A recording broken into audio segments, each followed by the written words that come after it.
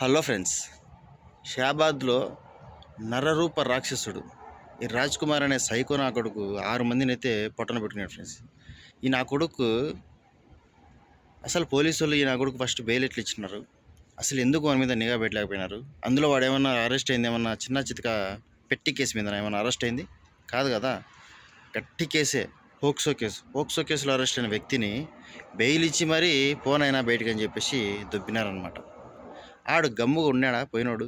వాళ్ళ మీద పగలు పెంచుకొని ఎవరైతే పోక్సో కేసు పెట్టినారో వాళ్ళ ముగ్గురిని చంపేసి, వాళ్ళ ఇంట్లో ముగ్గురిని చంపేసి, సరే అని చెప్పేసి ఇంటికి వచ్చి ఇంకా కోపం చల్లారాక నిలదీసిన భార్యను, చిన్న చిన్న పిల్లోళ్ళు ఇద్దరు.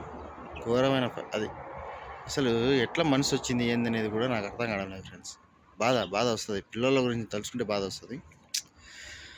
చిన్న చిన్న పిల్లలను కూడా చూడకుండా వాళ్ళ ఇద్దరు పిల్లలను చంపుకున్నాడు, వాని భార్యను చంపుకున్నాడు, పక్కింట్లో కేసు పెట్టిన వాళ్ళను, పాపను చంపినాడు, పాప తల్లిని చంపినాడు, తల్లిని కూడా చంపినాడు అనమాట. ఇట్లా 6 మాస్ కిల్లింగ్స్ చేసిన వ్యక్తిని ఇప్పటివరకు కనీసం పట్టుకోలే పోలీసులు.